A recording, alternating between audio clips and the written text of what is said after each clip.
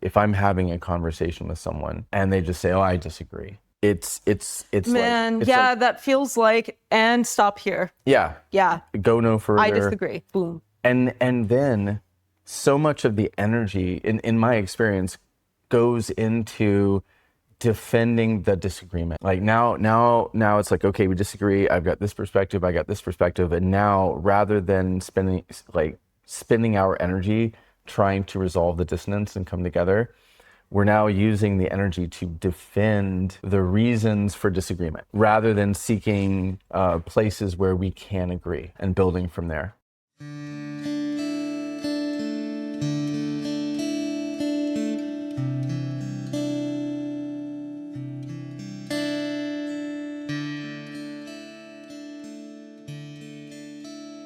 Hello, and welcome back to the Experience of We. I'm Naomi. And I'm Matthew. And today's relational word of the day is dissonance. Dissonance. Dissonance. I want to just sort of jump right into why we use dissonance in our relationship as a word. Just to get straight to it, disagree doesn't feel like it works anymore for me. Disagreement, just if I talk about disagreement as an embodied experience, disagreement feels like moving away from each other, right? It feels like we're coming together. Oh, now we disagree. No, now we're going in opposite direction. That's how it always feels. And a lot of us know the wisdom of, well, we can disagree and still that can be growthful for our relationship. Mm-hmm. And what we find is that when we use the word disagree, it tends to create this circumstance where it feels like we're wholly going opposite directions. Mm-hmm. We're wholly not on the same page. When actually, usually it's relative. Mm-hmm. Usually the amount of dissonance that I'm feeling from you is not 100%. And disagree tends to create this sense of my flag is here and I can move it next to yours, or it's going to stay where I'm at, where the other creates a sense of building reality together and coming to understand things together. Yeah. So in physics, dissonance refers to disruption or interference in the exchange of energy and information. It's a tension, and two systems in dissonance need to resolve the tension to come into alignment. And so, from that perspective, if I talk about having a dissonance in my relationship, what I'm really saying is there's something in our shared understanding that isn't fully known or resolved. Yeah, and where we notice that that point of that unresolved point coming up in our interactions, and we're losing energy and we're losing a sense of what each other is even saying because we have this unresolved underlying thing. Yeah. And so disagreement feels like energy and information stop flowing between us. That's what it feels like. If I'm having a conversation with someone and they just say, "Oh, I disagree." It's Man, like, yeah, that feels like, and stop here. yeah, Yeah, go no further. I disagree. Boom. And then so much of the energy in my experience goes into defending the disagreement. Like now it's like, okay, we disagree. I've got this perspective, I got this perspective. And now rather than spending our energy trying to resolve the dissonance and come together, we're now using the energy to defend the reasons for disagreement rather than seeking places where we can agree. Yeah. And building from there. Yeah, because dissonances are catalysts for systems to evolve. So like when we're in a relationship with someone and we encounter dissonance, It is a way of giving us energy to come closer together in some way. Not necessarily to arrive at exactly the same perspective either, but to come into more of a shared understanding. And if we think about another place the word dissonance pops up is in music. Need to have a drink of water. My voice is getting scratchy. Well, I'll drink too. Another place that the word dissonance comes up is in music. Oftentimes in music, we'll hear a chord that creates tension where like two of the notes are aligned, but one of them it feels very different. And it creates this tension that then maybe resolves in the next chord.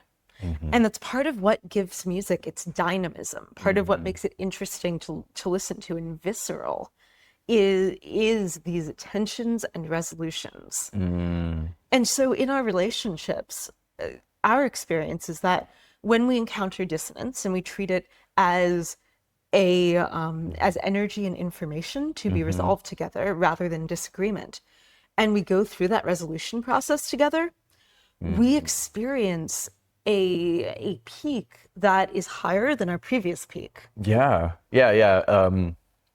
So speaking for myself, when we resolve a dissonance, I notice the experience of relief. I notice the experience of increased upward energy, and also the sense of a deeper connection with you. If we resolve a dissonance, if we have a disagreement, that always feels like, and now we're going the other way. Now it's not resolvable. Now that information and energy is not going to flow between us. If I reach a disagreement with someone and then we leave it that way, the tension doesn't resolve. I don't feel the relief, and I don't feel a deepened sense of connection with someone. And so I guess when we transition from agree, disagree to resonance, which was the previous relational word of the day, and dissonance, rather than making it seem like, well, we agree and we disagree, these two separate states, to now resonance and dissonance are part of this spectrum of experience we have, of where our energy and information is flowing back and forth between each other.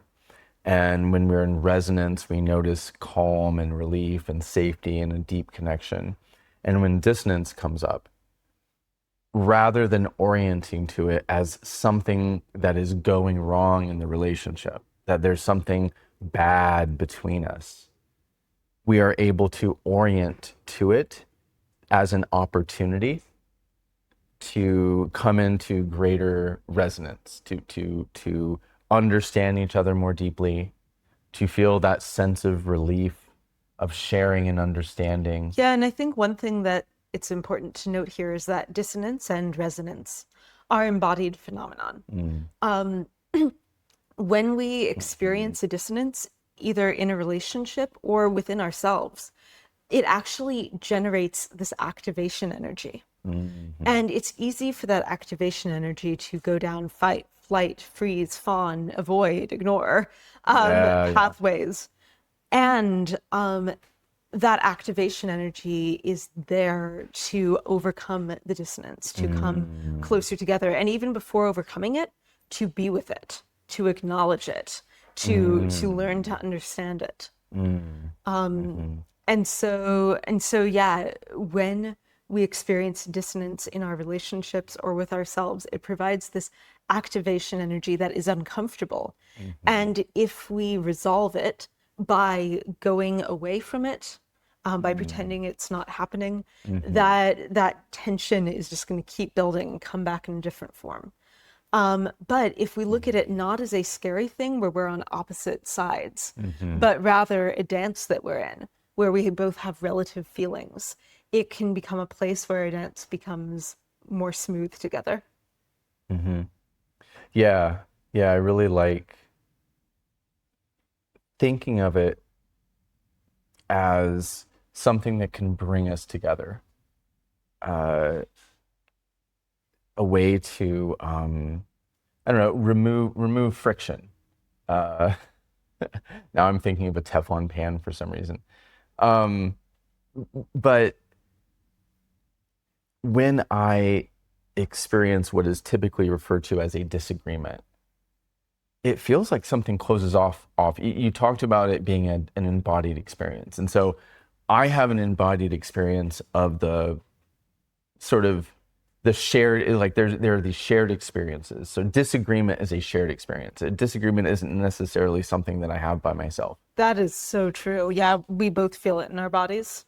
Yeah, and this phenomenon that we call disagreement feels like a full stop of connection sometimes for me. That there's this entire realm of energy and information that could be exchanged that no longer can be. If I orient to it as something that I have to defend, the disagreement and harden it, like make it this immovable object, as opposed to when I think about something in terms of a dissonance, I can orient to it as something that we can work on together. Yeah, it becomes like a shared project. And that if we resolve together, I will feel relief and I will have a better sense of a way forward, of something that I can do. Disagreement oftentimes doesn't leave me with anything to do other than Retreat. leave, don't go there, don't talk about it. You know, I had a previous marriage and there were these foundational disagreements at the beginning of the relationship on the standard things: religion, politics, and we agreed to disagree. Classic. We thought we were being we were doing the thing that was best for the relationship. Yeah, the mature thing. Like, be okay with disagreeing. Learn to be okay with agreeing to disagree. Right. And agreeing to disagree is like agreeing to move away from each other. Now, understand me that I'm not suggesting that we shouldn't learn the capacity to sit with dissonance, to be with not being fully on the same page about something. Yeah, not try to immediately change it. Right. Either. Don't try to shut it down or forced agreement, I think, is what a lot of people fear. A lot of us have been forced to agree with things that we don't agree with. And that's actually not any better than disagreeing. Forced agreement and disagreement are essentially the same thing. Yeah. The same embodied experience. I notice I feel as bad with forced agreement as unresolvable disagreement. And so we all have to learn to sit with the uncertainty and the discomfort of not being on the same page. And we should always, I think, be working to come closer together, to resolve the dissonances, to come into greater resonance. If you had two instruments that just kept playing opposite tunes or dissonant tunes with each other, you wouldn't want to listen to it. It wouldn't resolve into beautiful music. And so for me, moving from a word like disagree to dissonance opens up a greater field of possibilities of coming closer together, of resolving tension, of being on the same page as in moving together.